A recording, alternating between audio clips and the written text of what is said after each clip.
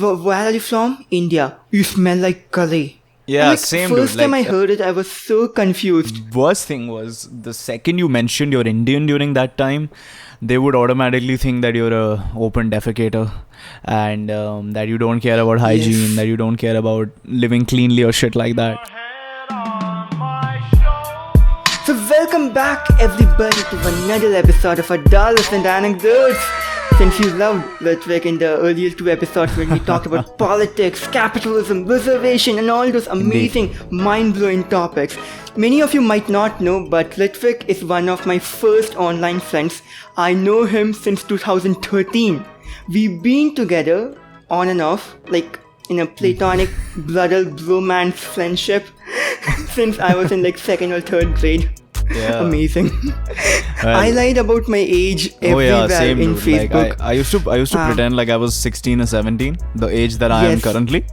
While I was like 10 maybe, and like people used to actually believe me because I put up that persona. We had a pretentious teenager persona which we used to put up. You don't know this? I know this. I know this thing. You don't. Your music sucks. My music tastes better than yours. Oh, you remember we had this RIP English group where we would post things where people would not be able to speak English correctly. We were pretentious douchebags. Oh yeah. Not something I'm the most proud of. My god, Facebook is very toxic. You'll agree with that. Facebook, not just Facebook, any social media. Definitely. I think if you're using it as a source of entertainment and as a source to keep up with people's lives, I think it's one of the worst things for your mental health. The best thing that helped me is I stopped scrolling through Instagram. I stopped looking at the humongous amount of stories because I was such an Instagram user. Like I used to use Instagram so heavily that I ended up following like 4,000 people, and that was like insane to me what I think of it now.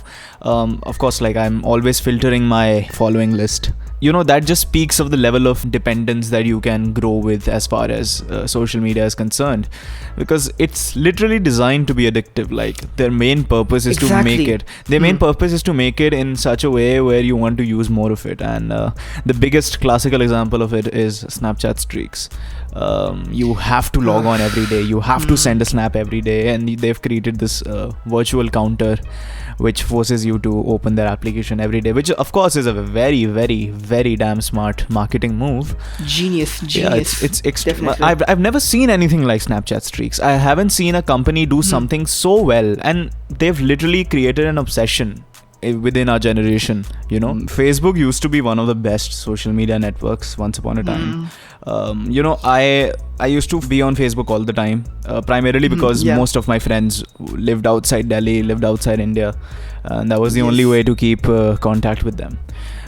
And your name was Alistair Mike. Oh yeah, my name was Alistair Mike. Then it was Alistair Mike Mathers. Then it was Alistair Maxwell. Like this whole persona that I had built. Of course, I would tell people my real name, but I think I had this deep desire to not sound orthodoxically Indian. You were working in Marshall Mathers Record. Working as an employee in Marshall Mathers. Shady Records. I was working at Shady Records apparently. Yeah, and I lived in at that time, supposedly according to my Facebook profile, I was already living in Los Angeles. The amount of cringe which we used to do to not be associated with India. Actually, this is very deep. Very deep.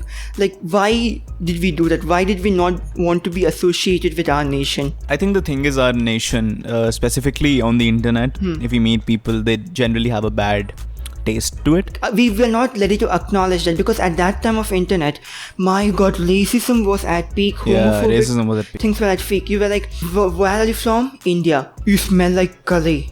Yeah, same dude. First time I heard it, I was so confused. The worst thing was the second you mentioned you're Indian during that time, they would automatically think that you're a open defecator and that you don't care about hygiene, that you don't care about living cleanly or shit like that. It was just mind-boggling to me. Even today, even though I don't have an Indian accent, but I look Indian, you can make out that I'm from Punjab. So whenever I go on Omegle, I naturally have some racist encounters. Some people will just skip me the moment they realize I'm Indian, or some people will throw a really bad comment. Of course, just as much as that happens, I think twice as many times I encounter people who are really fascinated by my home country, who are really fascinated by the kind of things that we do in India, the kind of things we did in India at one point of time. The thing is, any country which has been colonized by the Western powers sort of has a negative connotation in some way or the other. I think if we weren't colonized, if India wasn't colonized, we would have a very different reputation throughout the globe. But whatever that is, I think I'm proud of the country I'm from. Indian culture, Indian traditions are unlike any other countries, and no matter where I go in the future, the Indian in me will always stay. No matter how my voice sounds, my interests are certainly not Indian, but I'm Indian at my own core. It's really nice that nowadays I am acknowledging it properly. I am from India. I am from South India.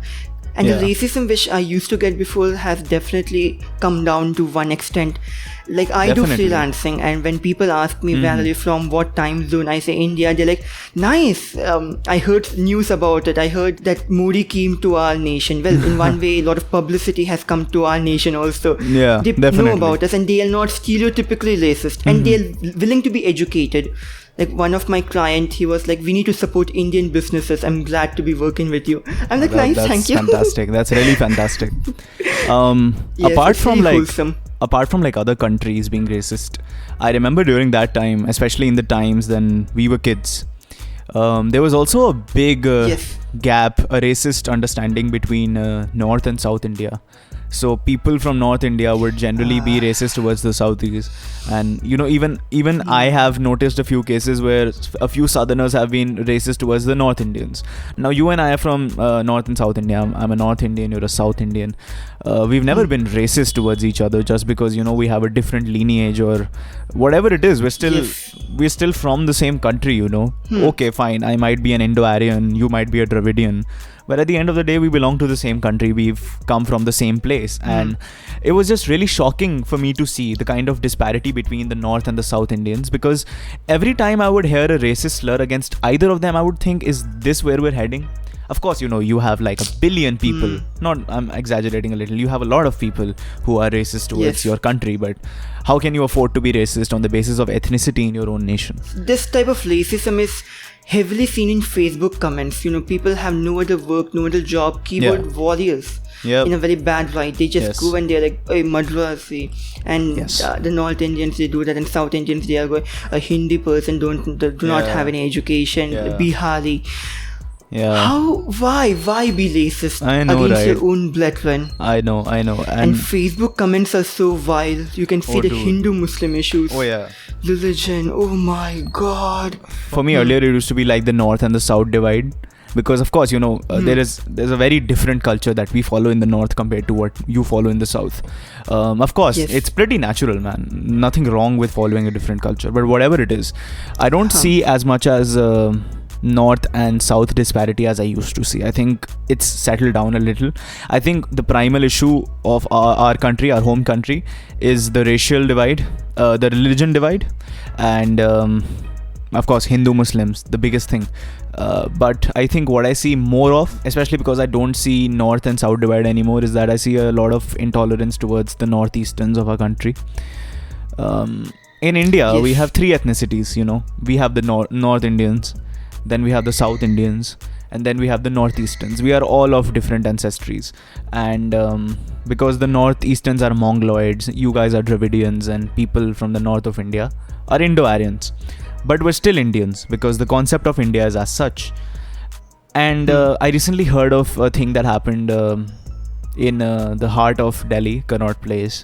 Some guy was eating a pan and he spat it on a Northeastern and called her coronavirus. And oh yes, I read that. That broke my heart apart, man. Like, I can't understand it. It's very hard to fathom. Racism to Northeasterns are definitely seen. Even when I was in class 2, primary class, there was one boy who was from Northeast, and people used to call him, "You're from China." Then they used to go and try to speak Chinese on his face.